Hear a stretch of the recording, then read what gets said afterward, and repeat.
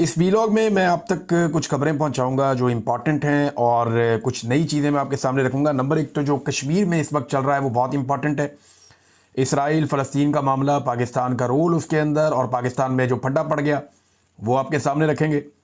गंडापुर ने क्या किया, क्यों किया और अब इसका रिएक्शन क्या आने वाला है। दीगर भी कुछ खबरें हैं, लेकिन सबसे पहले जो कश्मीर के हालात हैं, जितने भी आज़ाद कश्मीर के शहरी हैं वो मुख्तलिफ शहरों से निकलकर बहुत बड़े पैमाने पर ग्रोहों की शक्ल में अब मुजफ्फराबाद की तरफ बढ़ रहे हैं और एक अजीब इत्तेहाद देखने में आ रहा है जो इससे पहले हमने नहीं देखा। रुकावटें ये गिराते जा रहे हैं, इनके ऊपर फायरिंग की गई, गिरफ्तार किया गया, तशद्दुद किया गया, जगह जगह रुकावटें खड़ी करके इनको रोकने की कोशिश की गई, लेकिन आज़ाद कश्मीर के शहरी जो हैं वो आगे बढ़ते जा रहे हैं। ये शहरी पुरअमन है और ये पुरअमन एहतजाज पे यकीन रखते हैं। इन्होंने हलफ भी लिया।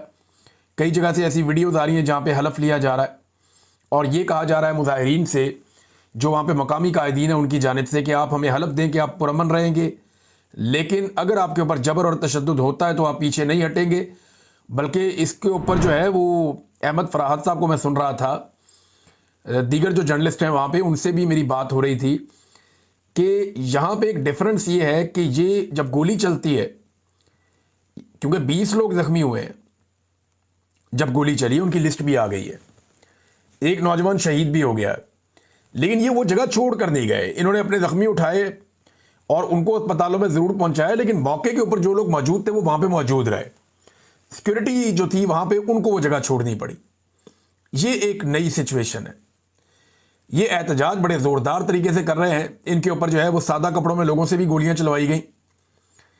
कुछ जो दीगर जमातें एस्टेब्लिशमेंट की हमायती हैं उनके ज़रिए से भी इनके ऊपर दबाव डाला गया, लेकिन ये आम लोग हैं, आज़ाद कश्मीर के पुरअमन लोग हैं और ये पुरअमन जद्दोजहद कर रहे हैं। और एस्टेब्लिशमेंट की सियासत में जो गैर कानूनी किरदार है एस्टेब्लिशमेंट का, उसे ख़त्म कर सकते हैं ये लोग। ये इनके पास मौका है और इसके लिए ये लोग अपना पूरा जोर लगा रहे हैं।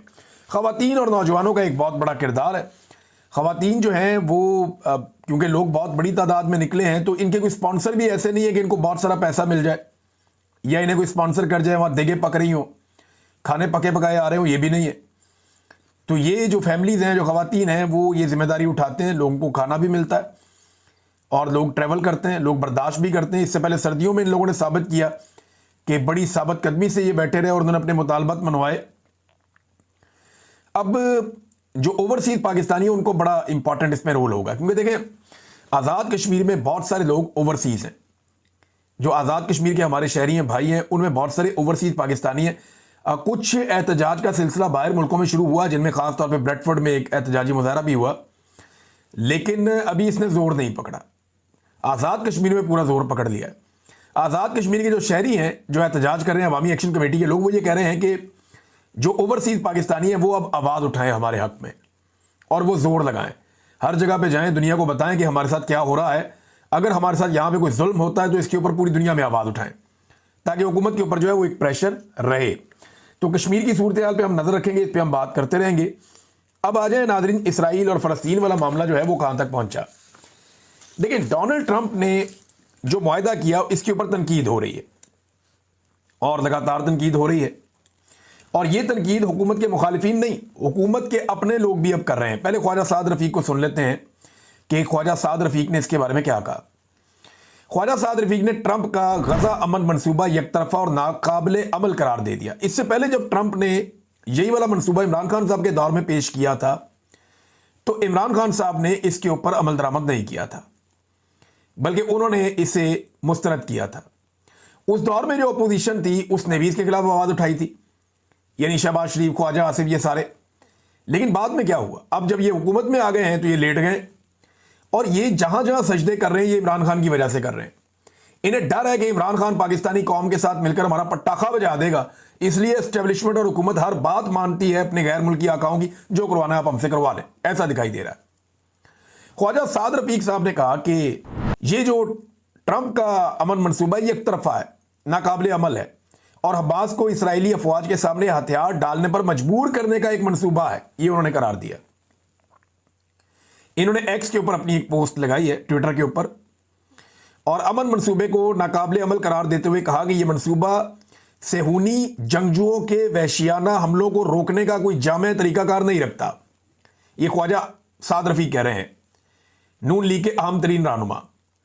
اچھا یہ جو باقی لوگ ہیں نا, وزیر قانون ہو گیا, وزیر دفاع ہو گیا, وزیر خارجہ ہو گیا, ڈپٹی وزیر اعظم, یہ سارے کہہ رہے ہیں جی بہت اچھا کام ہو گیا. لیکن جو اصل لوگ ہیں پاکستان مسلم لیگ نون کے پرانے, خواجہ سعد رفیق ہو گیا, باقی لوگ, ان سے آپ بات کریں وہ کہتے ہیں یار یہ کیا کر رہے ہیں, ہم اپنے پاؤں پہ کلہاڑا مار رہے ہیں. نون لیگ کے اپنے لوگ کہہ رہے ہیں, پیپلز پارٹی کا جو پرانا ورکر ہے وہ پریشان ہے یہ کیا ہو رہا ہے.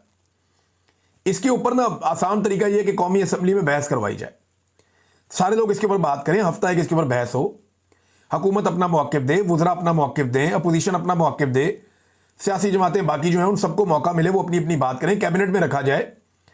یہ ممکن نہیں ہے نا کہ ایک وزیر اعظم یا فیلڈ مارشل اپنی مرضی سے کسی معاہدے کا حصہ بن جائے, ممکن نہیں ہے.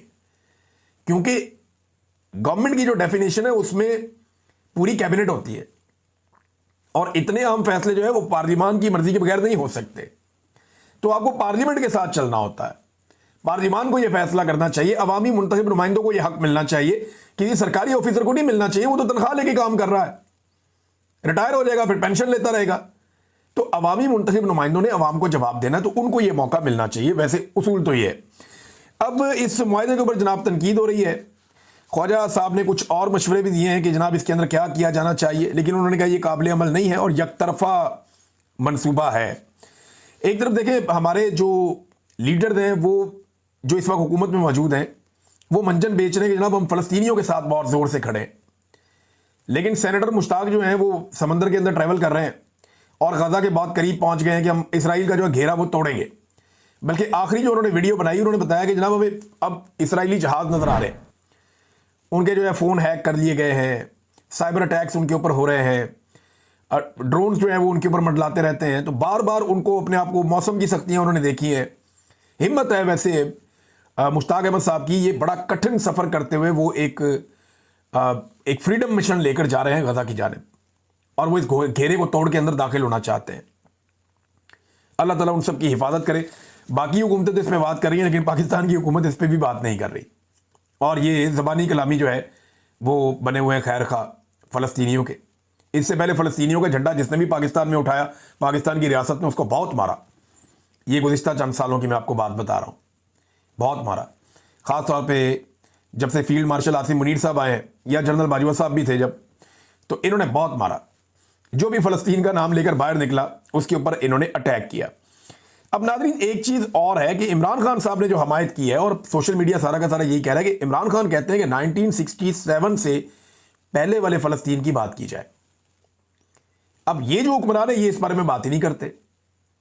حالانکہ اب تک ڈونلڈ ٹرمپ کا جو منصوبہ سامنے آیا اس کے اندر کہیں پہ بھی فلسطین کو ایک ریاست کے طور پہ تسلیم کیا جانا ہے ہی نہیں. نیتن یاہو نے جو انٹرویو دیا انہوں نے کہا جی کہ یہ بات معاہدے میں کہیں نہیں ہے, یا یہ جو ایک منصوبہ بنایا ڈونلڈ ٹرمپ نے اس پورے کے اندر یہ بات کہیں نہیں ہے کہ فلسطین کو بطور ایک ریاست تسلیم کیا جائے گا, یہ اسرائیل نہیں ہونے دے گا, انہوں نے یہ کہہ دیا.